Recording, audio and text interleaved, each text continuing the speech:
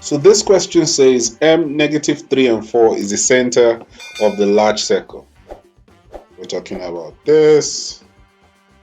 And a point on the small circle having center O, which is 0 and 0, which is this point over here. From n, negative 11 and p, a tangent is drawn to touch the large circle. So we're saying that NT is a tangent of the large circle. Now we're also told that NT is parallel to the y-axis. NM is a tangent to the small circle. Now NM, this line, is also a tangent. So for the big circle, NT is a tangent. For the small circle, NM is a tangent. And finally, the last information we're given is MOS is a diameter, and I think is the diameter of the small circle. Okay, so let's get into the questions.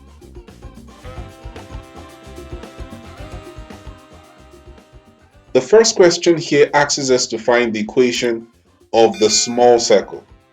Now, to get your equation of your small circle, we understand the formula for the equation is, so we just need to figure out what the radius is. And going back to our circle over here, since we have the coordinate of m, which is negative 3 and 4, and this is the center of your circle, you can do distance formula for MO. So using the distance formula, we get MO to be 5 units. So therefore, R would be 5, and substituting that there, your answer is just x squared plus y squared is equals to 5 squared, which as you know is 25.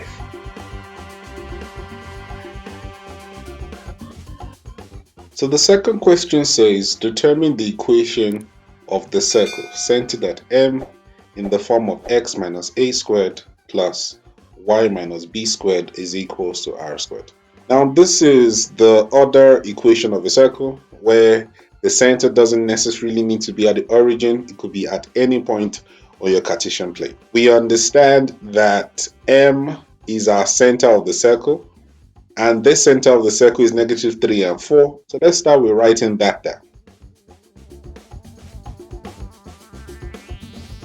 So we have 2/3 of our unknowns answered. We have A answered, we have B answered. The only unknown that we have left is R squared. So to find our radius, we need to try to find the distance from the center to our circumference. Now the only point we have on our circumference for the bigger circle is T.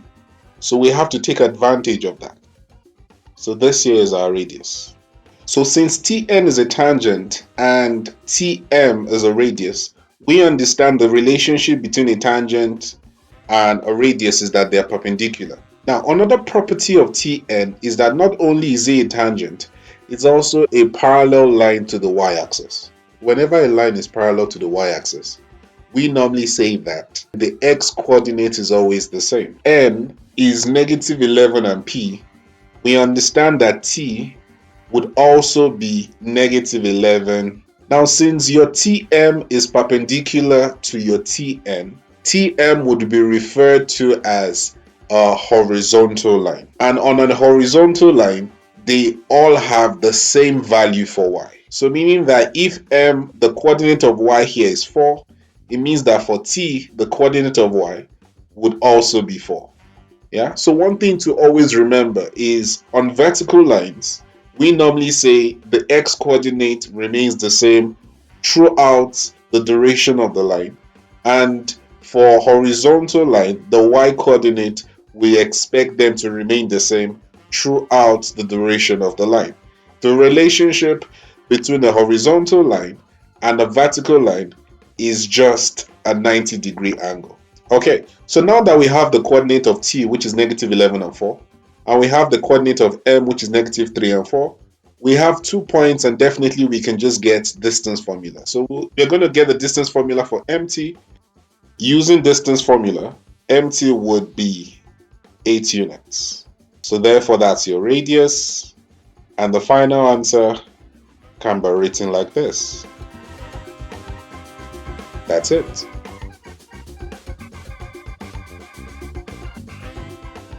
So 4.3 says determine the equation of nm in the form of y is equals to mx plus c. Mx plus c is a straight line equation. So looking at this here, you want to calculate the equation of this line. Now, with every straight line, you obviously need your gradient. Now, to calculate your gradient, you can use the gradient formula. Unfortunately, we do not have a full set of coordinates for us to do it. So you need 2 y's and 2 x.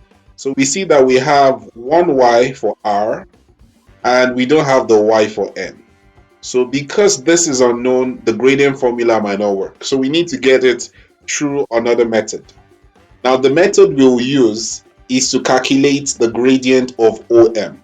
Now the reason why we're doing that is that we notice that OM is also perpendicular to NM because NM is the tangent of the smaller circle.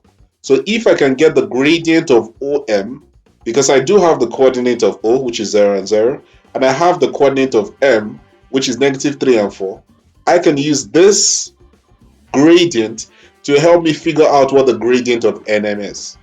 So calculating that real quick.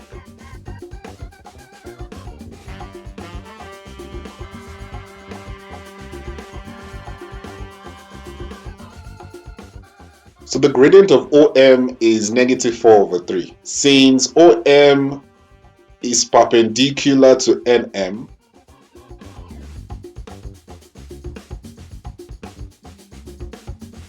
so therefore the gradient of NM will be 3/4. So with the gradient, we can substitute the coordinate of M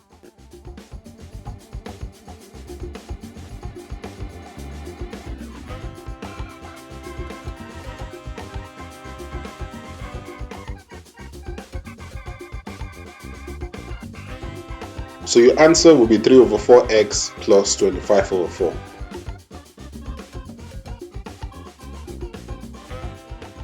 So the fourth question says we should calculate the length of Sn. Whenever you want to calculate a length, we normally use the distance formula if possible. This is n, we're missing the value for p over here. That's your y coordinate for n, that's missing. And we also don't know the coordinate for s. For us to get this length, we need to get the coordinate of n and the coordinate of s. And in so doing, we can use distance formula and we'll be able to get our answers. In the previous question, we calculated mn's gradient as 3/4. We could use that to help us calculate the y coordinate for n. So let's do that real quick.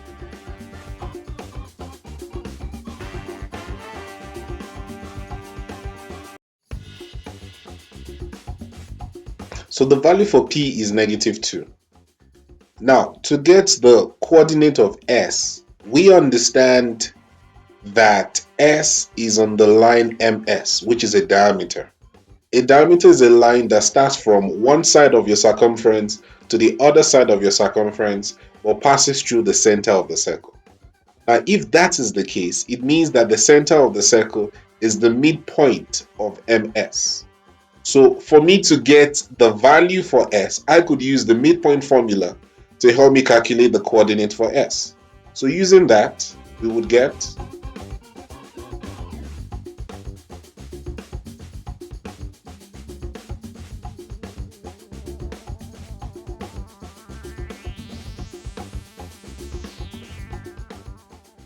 with those two coordinates, s being 3 and -4, n being 11, -11 and -2, using distance formula, your Sn will be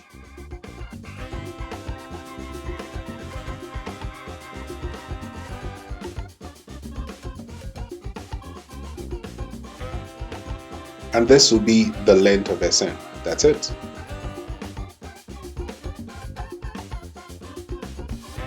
So the final question here says, if another circle with a center -2 and 5 and radius k touches the circle centered at M, determine the value for k, correct to 1 decimal place.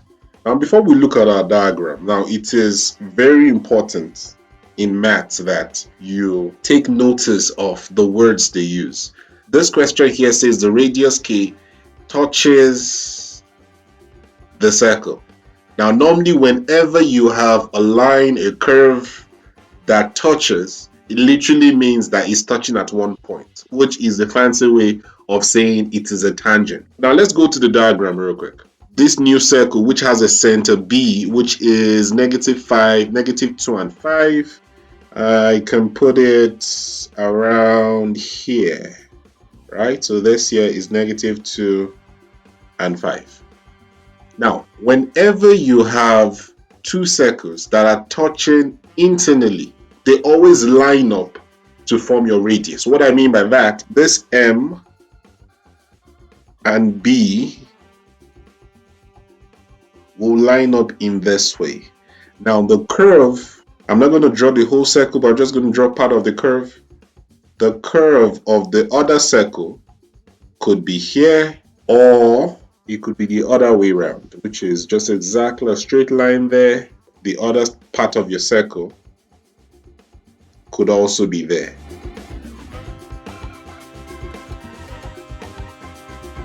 Okay, the reason for this is because we understand that radius is always perpendicular to your tangent. If you actually draw a line in which these two graph meets, which is what you see over there, your radius must always be at 90 degrees to the point in which they both meet. To calculate this, all you just need to do is that we know a couple of things. From the previous question, we know that the radius of the bigger circle is 8, right? So this is 8, and this whole thing here is 8. Now you just need to get the distance between M and B, right? Let's try to get that real quick. So using distance formula, you would get, so the distance of MB is actually √2. So to calculate the radius, which is your K, the remainder here for the first one, I understand that if this entire distance from here to here is 8, and from M to B is √2, it will mean that the remaining distance here would be your K. So the first K would be K 8 minus √2, 6,6 units. Now, if I'm looking at it the other way and I'm focusing on this other side here, I would say that my B, so since this is my center of the circle, right, it would be your √2 plus 8, which is that whole thing over there. That's what we're going to be doing. So your other K would be 8 plus √2, which would give you, and this here would be your answer. That's it.